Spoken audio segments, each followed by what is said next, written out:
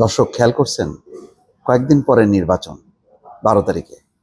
ধরেন 13 তারিখে রেজাল্ট পেয়ে গেলাম, 14 তারিখ বা 15 তারিখে এই নবনির্বাচিত এমপিদের শপথ কে পড়াবে? শপথ পড়ানোর লোক আছে? লোক নেই।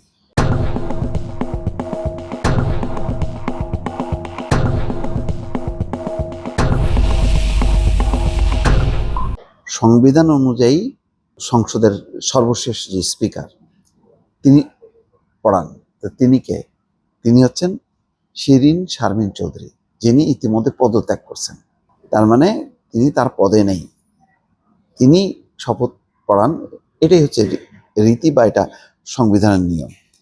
একটাই শুধু অপশন আছে, সেটা হচ্ছে deputy speaker. Deputy speaker Shamsul Haque Tuku, কিন্তু তিনি এখনো কারাগারে আছেন। আর শিরীন শারমিন চৌধুরী 2রা সেপ্টেম্বর 2024, গত বছর 2রা সেপ্টেম্বর তিনি পদত্যাগ করেন। আর ডেপুটি স্পিকার শামসুল হক টুকু এখন কারাগারে আছেন, তিনি এখনো পদত্যাগ করেননি। সংবিধানের 74(6) অনুচ্ছেদ অনুযায়ী নতুন স্পিকার কার্যভার গ্রহণ না করা পর্যন্ত আগের সংসদের স্পিকার বা ডেপুটি স্পিকার নিজ পদে বহাল আছেন বলে গণ্য হবেন। এই অবস্থায় শপথ পড়ানোর জন্য সংসদ সচিবালয় উপযুক্ত ব্যক্তির খোঁজার উদ্যোগ আইনি প্রশ্নের জন্ম দিয়েছে।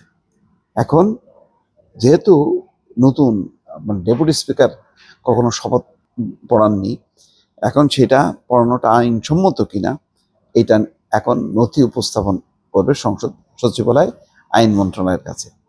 তারপরে আইন মন্ত্রণালয় হয়তো সুপ্রিম কোর্টে পাঠাবে, কোর্টের রেফারেন্স নিয়ে শপথ তিনি পড়াবেন।